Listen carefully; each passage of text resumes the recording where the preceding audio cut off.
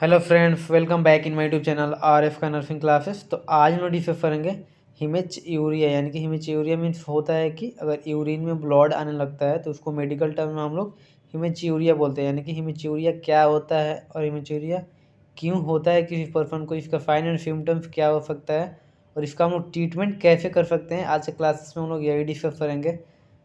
तो सबसे पहले अगर आप मेरे चैनल पर नए हैं तो प्लीज़ मेरे चैनल को सब्सक्राइब कर दे, वीडियो को लाइक कर दे और जो बेल आइकन है उसको प्रेस कर दे, जिससे मैं जो भी नेक्स्ट वीडियो अपलोड करूं उसका नोटिफिकेशन सबसे पहले आपको मिल सके। और आप मेरा वीडियो अगर फेसबुक पर देख रहे थे प्लीज़ मेरे फेसबुक पे फॉलो करें। स्टार्ट करते हैं आज से क्लासेस विदाउट डिले। फर्स्टली इसका इंट्रो डिस्कस करेंगे कि जो इमेच्योरिया होता है वो क्या होता है। तो इसमें दे रहा है ब्लड मिक्स यूरिन, यानी कि जो यूरिन होता है और उसमें ब्लड आने लगता है तो उस कंडीशन को हिमेच्यूरिया बोलते हैं। हम पहले ही स्लाइड्स में बताया वहाँ पे इंट्रो में। यानी कि इंट्रो में मैंने हम लोग यही बोल सकते हैं कि हिमेच्यूरिया मीन्स होता है कि जो अगर ब्लड में अगर यूरिन में ब्लड आने लगता है तो उस कंडीशन को बोलते हैं हम लोग हिमेच्यूरिया।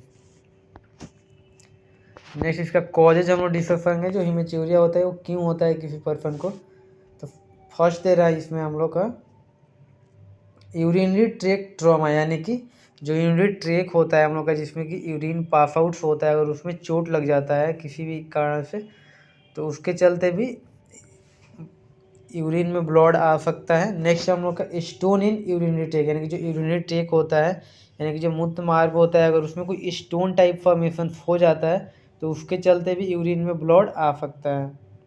नेक्स्ट हम लोग का ग्लोमेरुलोनेफ्राइटिस, यानी कि जो ग्लोमेरुलस होता है हम लोग का किडनी का, अगर उसमें इन्फ्लामेशन हो जाता है तो उसके चलते भी यूरिन में ब्लड आ सकता है। नेक्स्ट है इनलार्जमेंट ऑफ प्रोस्टेट, यानी कि जो प्रोस्टेट ग्लैंड होता है हम लोग का, अगर उसका साइज अगर इनलार्ज हो जाता है यानी कि बड़ा हो जाता है तो उसके चलते भी हो सकता है इमेच्यूरिया।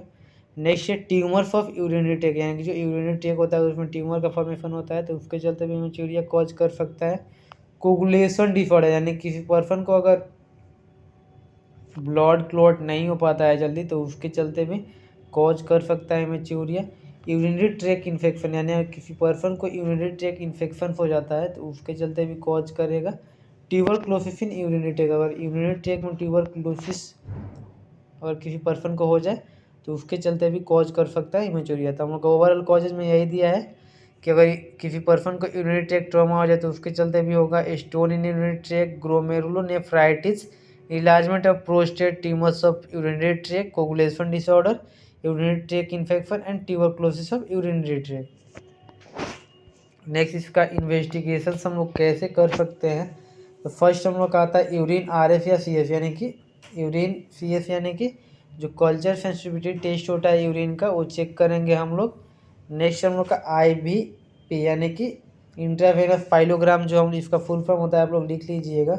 इंट्रावेनस पाइलोग्राम इसका फुल फॉर्म होता है और इसमें हम लोग क्या करते हैं, एक इंजेक्शन लेते हैं जिसमें कैटरेक्ट मटेरियल को लेते हैं और उसके द्वारा हम लोग जो ब्लॉडर होता है, जो यूरेथ्रा होता है और जो किडनी होता है,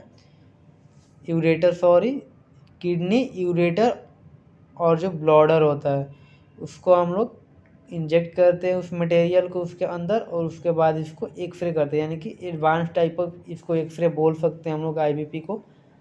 इसमें आईबीपी में इंट्रावेनस फाइलोग्राम में यही होता है कि एक इंजेक्शन के द्वारा जब हम लोग कैटेक्ट मटेरियल को किडनी, यूरेटस और जो हम लोग का ब्लॉडर होता है उसका हम लोग एग्जामिनेशन करते हैं, यानी कि एक्सरे करते हैं। यूएफजी यानी कि अल्ट्रासाउंड करके पता लगाएंगे। एक्सरे कूब यानी के से हम लोग बोल सकते हैं यहाँ पर किडनी, यू से यूरेटर और बी से ब्लड है, यानी कि इसका हम लोग एक्सरे करते हैं।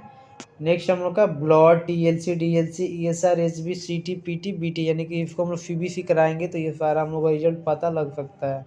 उस टेस्ट के लिए हम लोग अलग से टेस्ट कराना पड़ा ब्लड, नहीं तो सीबीसी में हम लोग का बहुत सारा इसमें रिजल्ट देखने को मिल सकता है।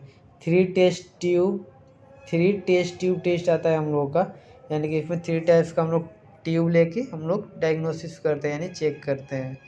तो इन्वेस्टिगेशन में हम लोग का यूरिन सेंसिटिविटी टेस्ट आ गया, आईबीपी करेंगे, यूएसजी करेंगे, एक्सरे करेंगे और ब्लड टेस्ट में करेंगे। ये सब जितना भी टेस्ट है और 3 टेस्ट ट्यूब हम लोग परफॉर्म कर सकते हैं।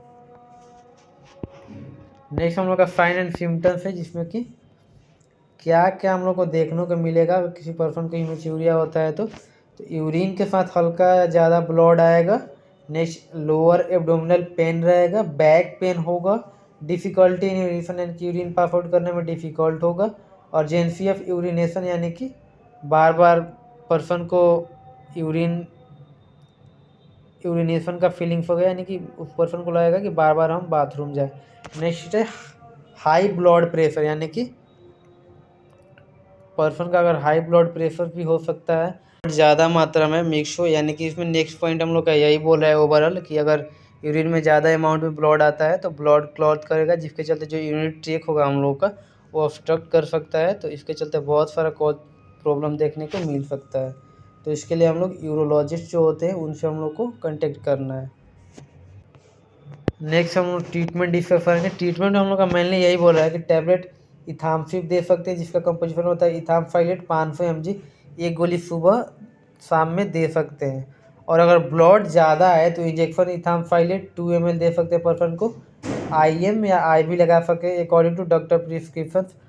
और एंटीबायोटिक के तौर पे हम लोग क्या देंगे उस पर्सन को, तो एंटीबायोटिक के तौर पे हम लोग टैबलेट नॉर्फ्लेक्स 400 mg दे सकते हैं, जिसका कंपोजिशन होता है नॉर्फ्लोक्साफिन 400 mg and lactic acid bacillus.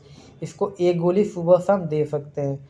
और अगर पेन ज़्यादा होगा उस पर्सन को यूरिनेशन के टाइम तो इसमें टैबलेट जीरोडोल दे सकते हैं, यानी कि जब उस पर्सन को नीड होगा तब हम लोग दे सकते हैं। इसका कंपोजिशन होता है एसिक्लोफेन एंड डोरोटावेरिन, एक गोली दे सकते हैं हम लोग। ट्रीटमेंट हम लोग का ओवरऑल यही रहेगा, अगर ब्लड कम आए तो टैबलेट इथामसिप दे सकते हैं, एक गोली सुबह शाम देंगे। और अगर ब्लड ज़्यादा है तो इंजेक्शन इथामफाइलेट 2 ml IM या IV according to doctor prescription लगा सकते हैं।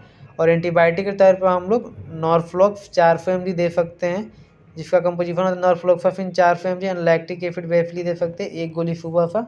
और अगर पेन ज़्यादा होगा उस पर्सन को तो हम लोग टैबलेट जीरोडोल दे सकते हैं।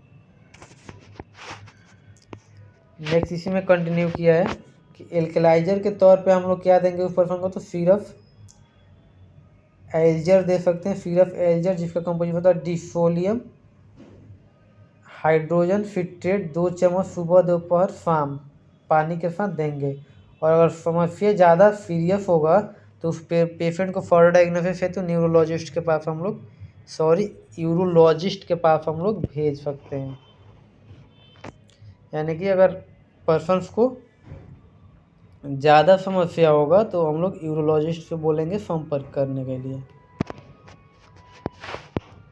Then thank you all and I hope जो आज के क्लासेस था हम लोग का हीमेच्यूरिया, यानी कि हीमेच्यूरिया क्यों होता है, हीमेच्यूरिया क्या है, इसका हम लोग डायग्नोसिस क्या क्या कर सकते हैं, इसका साइन एंड सिम्टम्स क्या होता है, और इसका हम लोग ट्रीटमेंट कैसे कर सकते हैं। तो आई होप आज के क्लासेस सबको समझ में आया होगा। तो अगर मेरा वीडियो अच्छा लगा हो तो प्लीज़ चैनल को सब्सक्राइब करें, वीडियो को लाइक कर दें, और जो बेल आइकन है उसको प्रेस कर दें, इसमें जो भी नेक्स्ट वीडियो अपलोड करूँ उसका नोटिफिकेशन सबसे पहले आपको मिल सके। Then thank you for watching my video.